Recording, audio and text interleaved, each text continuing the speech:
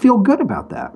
No, not at all. And nor would anybody. I mean, it gets to the point, and Tom Sowell and Walt Williams have talked about this in terms of affirmative action um, enrollees in high-level colleges, is that there has become a subtle between the lines understanding, which is in effect an asterisk, There's no right? question, and if you listen, you look up I can't quote it verbatim because I don't have it, have it in front of me. It just popped into my brain.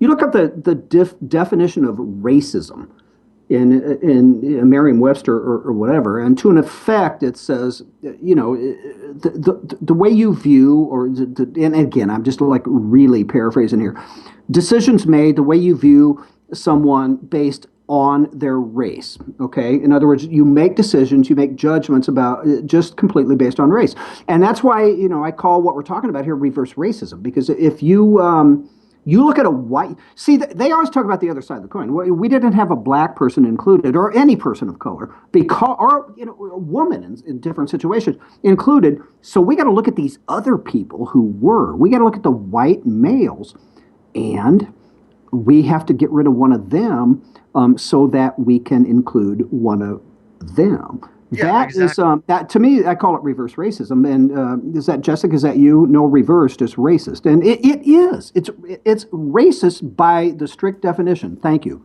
Yeah, that's how I feel. Like every time I heard things like that, as oh we need a helping hand because of whatever, I was enraged as a kid. Like And I you was like, I don't experienced need that. Tell anybody's the help. listeners about that. You experienced that, and what your views were as it relates to education. Well, I mean, when I was in school, they took us all to a room, like all the Hispanic kids. They took us all to the auditorium, and they were like, they were talking about, oh, you qualify for these scholarships and this and that, and as Hispanic people, we got to help each other because we're at a disadvantage from all this stuff. I was like, no, I get good grades. I get good grades, not asterisk. I get freaking straight A's. I don't need your help to get a scholarship or this or whatever. I don't need a leg up just because I was born Hispanic. It's ridiculous.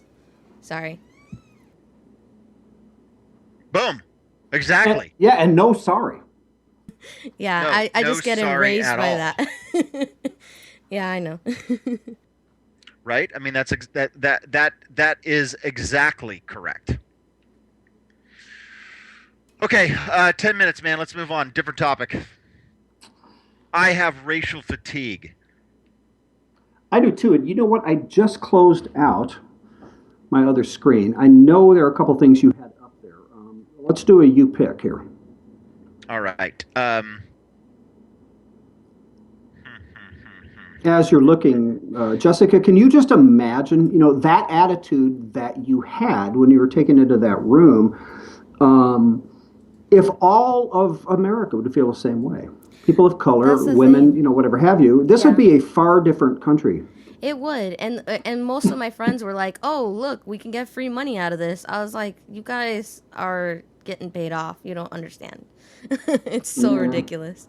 All Right. right, Oh, Michael. you know what we could talk about, Mike? Let's talk about the controversy of the day with regard to the National Football League. Oh, yeah. Of course, I could not watch that game. I watched part of it, and I knew what was going to happen would happen, and I can do expert sports analysis on it, which we will not do. But the controversy to which Mr. Housem is referring is, let me give a bit of background. First of all, my Colts got their asses handed to them, and regardless of the air pressure in the football, that would have happened anyway. So let me just set that out there so as to not sound like a sore loser. But at some point in the game, like I said, I just had to turn it off. I couldn't deal with it. A Colt defender intercepted a pass thrown by Tom Brady, and the football felt like weird, if you will, to him. So he gives it to an official, and the charge was at least this was initially just kind of floated out there that this probably happened, that the footballs supplied by the Patriots for the game were underinflated. Now, this matters particularly in cold and or rainy weather because if you underinflate a football, it's easier to grip. So 12 footballs, and again, to be fair, both teams, visitors and home team, bring 12 footballs to the field, to the game. They are inspected prior to the game by officials to make sure there's no, Jessica's favorite word, shenanigans going on. But somehow, during the game, it appears that possibly the footballs on the side of the Patriots were either exchanged or something went on. Well, the NFL has announced allegedly. Allegedly. Well, it has come out, and I think without comment, at least the last time I looked this morning, that 11 of the 12 footballs supplied by the Patriots were indeed underinflated. Well, I have a couple of questions about that. The assertion would be that after the officials inspect the balls and mark them as inspected and set aside, the assertion is that somebody was dinking around with them afterwards, correct? Well, that would to me that would be the conclusion that I would come to as well. Because otherwise, hey, the officials said they're good, so what's the deal? So well, then they go ahead. I'm sorry. Okay, let's just presume then that that was done, right? Right. How could you possibly affect that accrue an advantage to one team or another? I'm not suggesting, like I said, that there necessarily would be, because as I told you, the Colts. We're just not to the next level yet. And we can just talk about that when we do a sports segment as opposed to a cookie segment. They're not to that next level yet. They got intimidated, even though they went to Denver and beat Manning and the Broncos. There's this whole Colts Patriots thing. This goes back years when Peyton, before he got over the hump with the Patriots, they still would have got their asses kicked.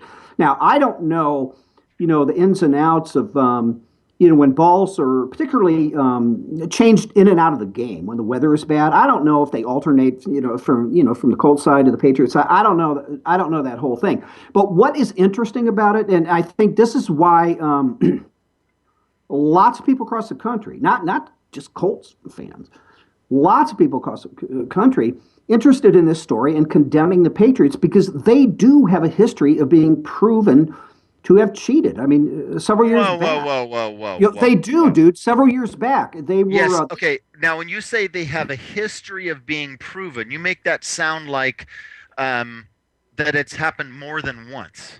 It's happened. I mean, everybody knows about the microphone thing. So what else? Well, they have been. They were either fined or lost draft choices or combination for secretly filming the Jets from the sideline. Okay. Yeah, dude, Google it. I mean, it's just, there's just this there's this thing there, and they also play a fair amount about football here.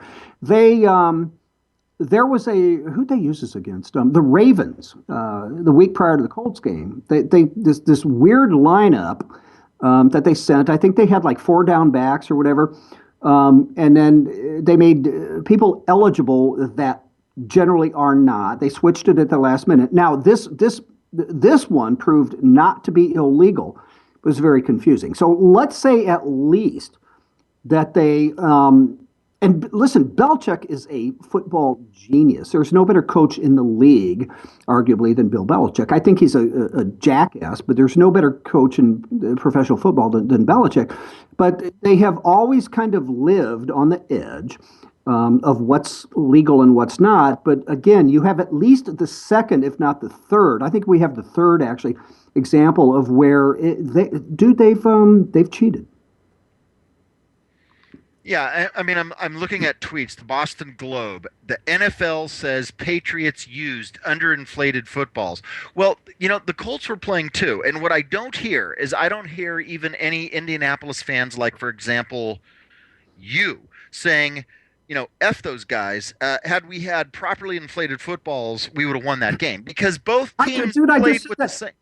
I just said that twice in different words. I said, regardless if the balls were underinflated or not, the Colts would have got their asses kicked. They're not to the level of the New England Patriots.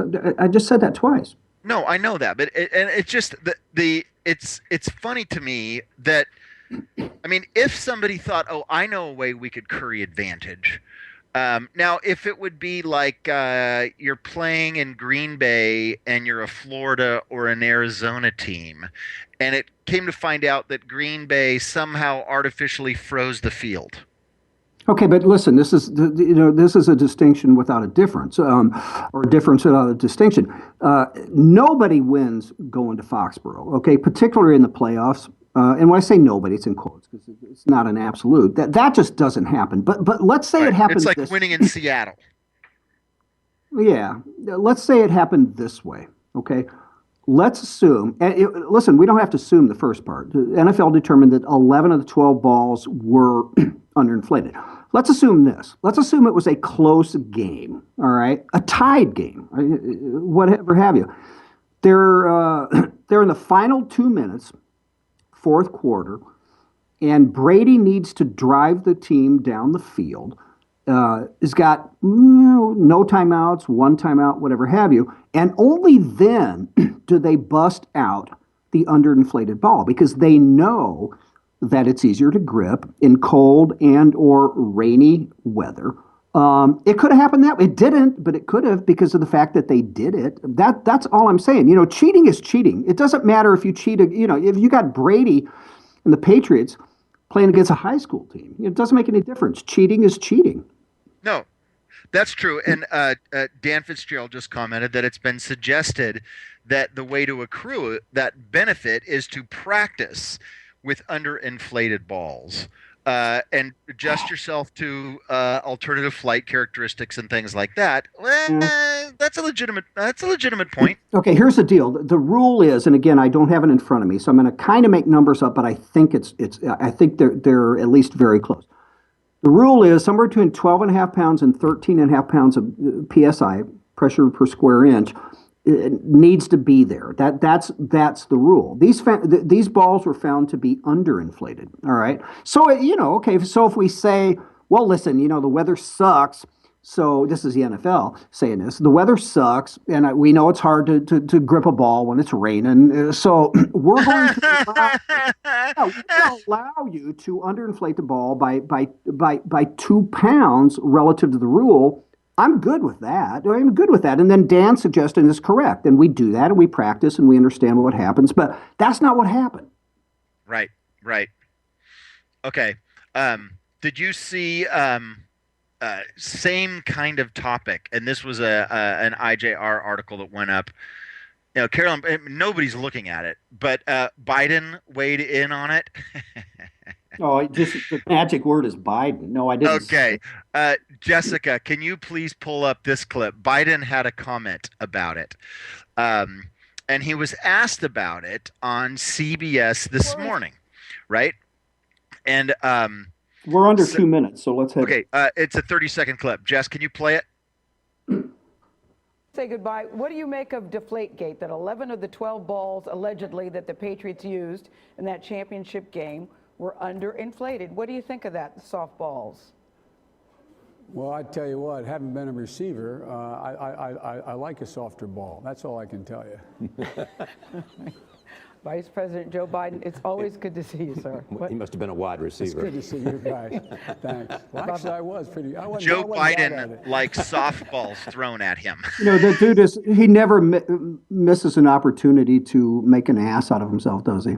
Oh my gosh, that's absolutely hilarious. Yeah, you know what? Listen, real quick. I know we got a minute, and then you'll close this out, but I'd love to have a beer with that guy. He seems like very likable. He's like your crazy uncle that lives in one of your upstairs bedroom. You love him to death. You just don't want him to come down in his underwear when you have company over, Oh my gosh, I couldn't even. I would like to be sitting at a table 2 or 3 away when somebody is having a beer with Joe Biden. Anyway, folks, we have just now run through our second hour. We will be back in 22 hours with more excellent analysis, food discussion, and insightful political witticisms. This is Michael Hausum for Mike Miller. You've been listening to The Right Mics. Thanks so much. We'll talk to you tomorrow.